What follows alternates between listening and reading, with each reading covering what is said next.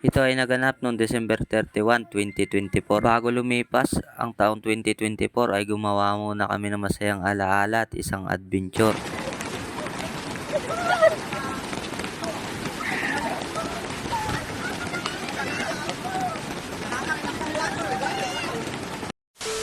Bago namin narating ang napagandang lugar na yon, ay bumiyahe muna kami ng mahigit isang oras. Bago nga kami makarating ay marerelax ka na agad sa daan. Dahil ang makikita mo dito ay napakagandang view at sariwang hangin din ang malalanghap mo. Kaya mapapasigaw ka na lang talaga sa ganda.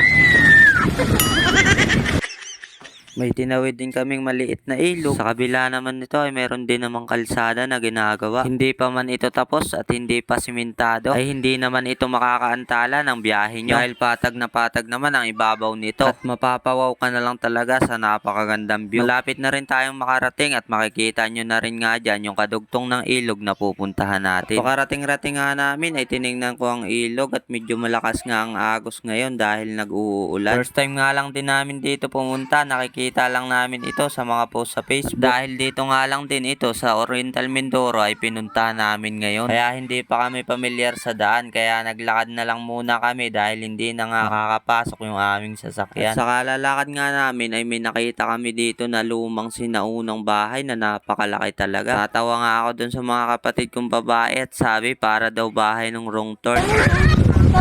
Videohan mo, mag-iimbestiga tayo. Mag-ano tayo, over mo.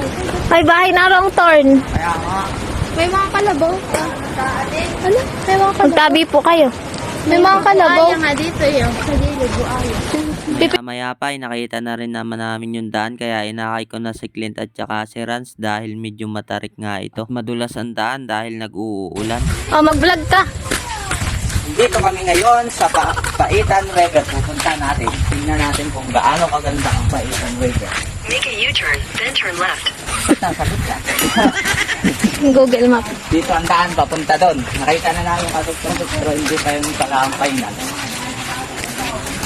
Yan ang daan. Hindi niyo po ang aming mga kasama. Ang aming mga papakita ko. Ayan. Yan ang mga kasama namin. Ayan. Si Joanne. This is Syra. This is Lisa. And ako, RJ. Parang ang pam. Ang pam. Ayun, ang mga bata kasama namin. Ang aking dalawang anak. Dito kami dadaan. Yun, ganda. Pag may tubig, ibig sabihin may ilog.